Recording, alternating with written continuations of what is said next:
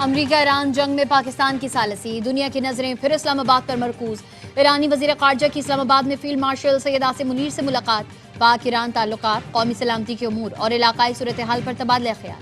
मुशीर कौमी सलामती lieutenant general Asim Malik, वजीर दाखिला मोहसिन नकवी, ईरानी नायब वजीर खारजा गरीब आबादी और ईरानी सफीर की भी शिरकत। ईरानी वजीर खारजा के दौरे इस्लामाबाद का पहला अहम वर्किंग सेशन मुकम्मल।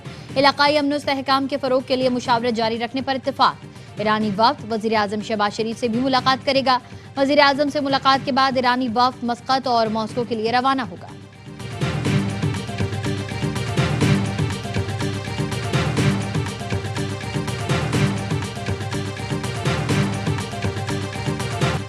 सदर ट्रंप के खुसूसी एलची स्टीव विटकॉफ और जैरेड कुशनर आज इस्लामाबाद जा रहे हैं। तर्जुमान व्हाइट हाउस कैरोलाइन लेविट ने दावा किया, सदर ट्रंप के कहने पर ईरानी हुकाम ने खुद राब्ता किया। ईरानी हुकाम ने बराह रास्त मुज़ाकरात के लिए कहा, इसलिए सदर ट्रंप वफ्द भेज रहे हैं।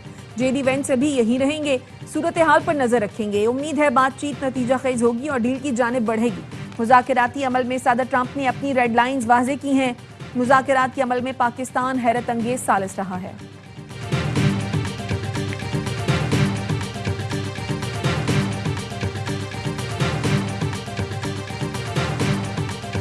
ईरान और अमेरिका के दरमियान किसी मुलाकात का कोई मंसूबा नहीं। ईरान अपना मौक़िफ़ पाकिस्तान के जरिए आगे पहुंचाएगा।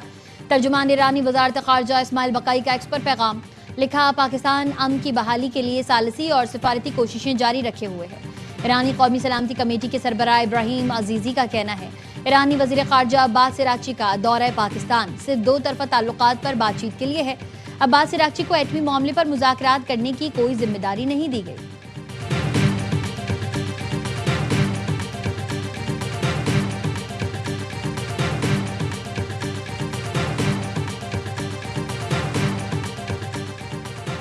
ईरान हमसे बात करना चाह रहा है, हम अब ईरान में उन लोगों से बात कर रहे हैं जो बाइख्तियार हैं। अमेरिकी सदर ट्रंप की रॉयटर्स से गुफ्तगू, कहा ईरान किसी मुआहदे तक पहुंचने के लिए मुज़ाकरात करना चाहता है। ईरान अमेरिकी मुतालबात के मुताबिक पेशकश देने का इरादा रखता है। देखते हैं ईरान किस तरह की पेशकश लाता है। किसी भी मुआहदे में ईरान की अफजूदा यूरेनियम तर्क करना शामिल होगा। आबनाए हुर्मुज़ के जरिए तेल की आमदोरफ्त की आज़ादी देना भी शर्त है।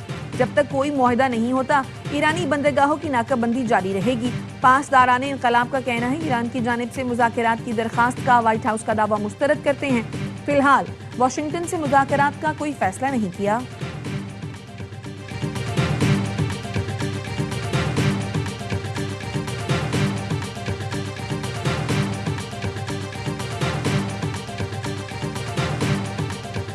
मुत्तहिदा अरब अमारात ने ईरान को स्ट्रेटेजिक खतरा करार दे दिया। अमाराती सदर के मुशीर अनवर करकाश ने फ्रांस में आलमी पॉलिसी कॉन्फ्रेंस से वीडियो खिताब में कहा, ईरान को अब मुस्तकिल स्ट्रेटेजिक खतरे के तौर पर देखा जाएगा, जिसके साथ एतमाद की बहाली में तवील वक्त लगेगा। ईरान ने जंग के दौरान मुत्तहिदा अरब अमारात पर बहुत हमले किए। ये नहीं हो सकता कोई आप पर 2800 मिसाइल्स और ड्रोन मारे फिर एतमाद साजी की बात करे। फरीकैन जंग में वापस नहीं जाना चाहते। मुज़ाकरात की बहाली खित्ते के मफाद में होगी।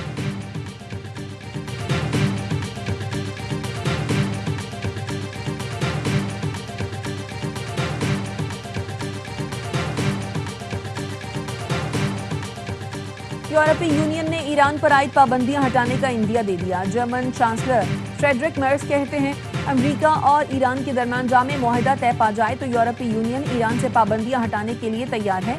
पाबंदियों में मरहलावार नरमी की जाएगी। इस पर यूरोपीय यूनियन में किसी को कोई एतराज नहीं।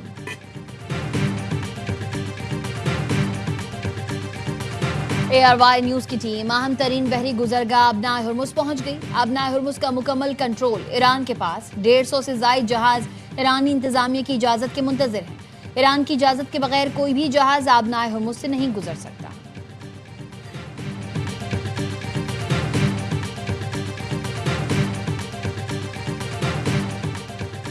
बरतानिया ने पासदारान इंकलाब को कालादम करार देने के लिए कानून साजी पर काम शुरू कर दिया। BBC के मुताबिक पासदारान इंकलाब पर पाबंदी के लिए इंसदादे दहशतगर्दी के नए इख्तियारात मुतारिफ करवाए जाएंगे। फाइनेंशियल टाइम्स के मुताबिक बरतानवी वजीर आजम केयर स्टारमर कहते हैं, हुकूमत आइंदा चंद हफ्तों में कानून मुतारिफ कराएगी। यूरोपीय यूनियन पहले ही पासदारान इंकलाब को दहशतगर्द करार देने का फैसला कर चुकी है। पासदारान इनकलाब ने अमरीकी फौज से ताउन के शुबे में बहरी जहाज तहवील में ले लिया। मुश्तबा बहरी जहाज को इंतबाह नजरअंदाज करने पर रोका गया। अमरीका की जानिब से ईरानी बंदरगाहों की नाकाबंदी जारी। सेंट्रल कमांड के मुताबिक अमरीकी बहरिया ने कार्रवाई करते हुए ईरानी बंदरगाह जाने वाले जहाज को रोक दिया।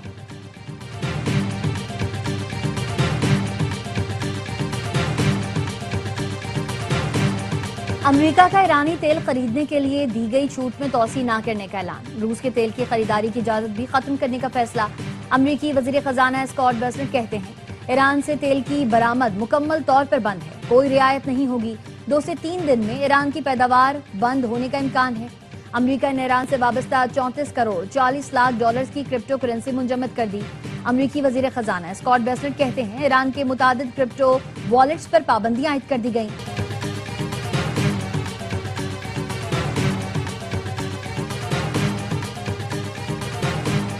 अमरीकी मईशत को बहरान का सामना है। डॉलर स्विप और दीगर मालियाती इक़दाम का मकसद अमरीकी असासों की बेहंगम फरोख्त को रोकना है। ईरानी स्पीकर बाकिर कालिबाफ कहते हैं अमरीका में बाज़ सरमायाकारों के लिए असासे फरोख्त करना महदूद या मुश्किल कर दिया गया है। इदारा जाती सरमायाकारों पर फरोख्त की हद मुकर्रर कर दी गई है। आबनाए हुर्मुज़ में कशीदगी बढ़ने पर मालियाती रास्ते मजीद महदूद हो सकते हैं। सूरत हाल बिगड़ने से पहले फैसले करना होंगे।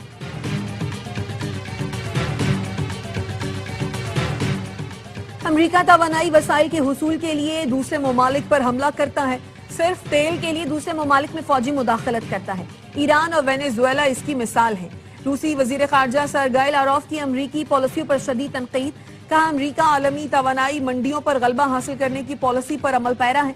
वाशिंगटन अपने मफादात के लिए बगावत, तिगवा और रहनुमाओं के कत्ल जैसे तरीके भी इख्तियार करता है। अमरीका की वजह से जिसकी लाठी उसकी भैंस का तस्वुर गालिब आ रहा है। रूसी वजीर खारजा सरगई लारोफ और मुत्तहिदा अरब इमारात के हममनसब शेख अब्दुल्ला बिन जायद के दरमियान टेलीफोनिक राब्ता। रूसी वजारत खारजा के मुताबिक दोनों रहनुमाओं ने मशरक़ वस्ता बहरान के हल के लिए मुज़ाकरात की बहाली पर जोर दिया।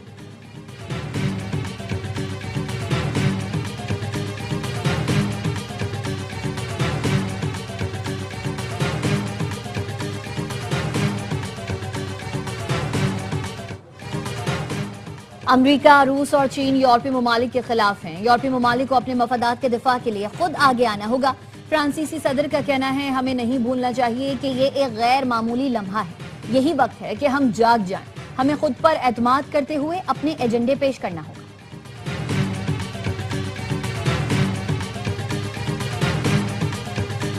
क्रिकेट शायकीन के लिए खुशखबरी, HBL PSL का फाइनल स्टेडियम में देख सकेंगे। वजीर आजम शहबाज शरीफ ने PSL फाइनल के लिए तमाशाइयों को स्टेडियम आने की इजाजत दे दी। चेयरमैन PCB मोहसिन नकवी ने एक्स पर लिखा फ्रेंचाइज मालिकान की दरखास्त पर वजीर आजम ने फाइनल में फैंस को आने की इजाजत दी। वजीर आजम के फैसले पर उनका शुक्रगुजार हूं।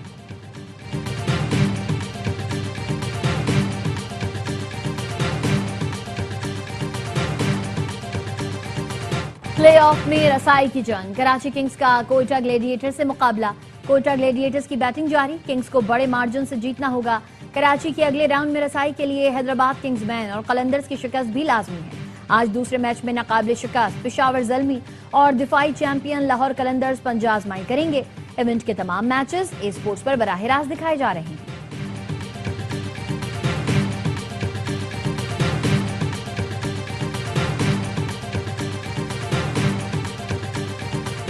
Pakistan global outsourcing talent index में 16वें नंबर पर आ गया। पाकिस्तान दुनिया के टॉप 9% ममालिक की फहरिस्त में शामिल।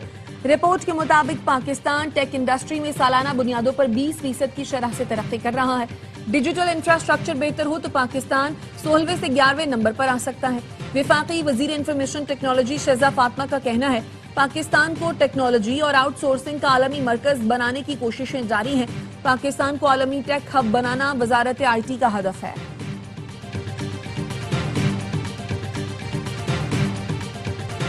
अमरीकी महकमा इंसाफ ने पाकिस्तानी नजाद डॉक्टर हसन शर्जील खान के खिलाफ शहरियत मनसूखे का मुकदमा दायर कर दिया। हुकाम के मुताबिक मुलजिम ने शहरियत हासिल करते वक्त संगीन जुर्म छुपाया और अच्छे अखलाकी किरदार की शर्त पूरी नहीं की।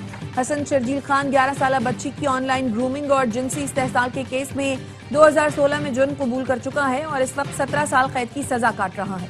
ट्रंप इंतजामिया ने संगीन जराइम में मुलव्वस गैर मुल्कियों की शहरियत खत्म करने की मुहिम तेज कर दी है।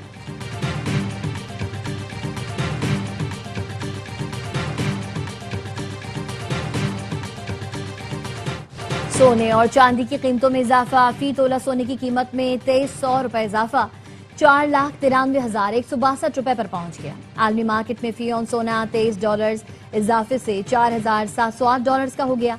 फी तोला चांदी 92 रुपए इजाफे के साथ 8,049 रुपए की होगी।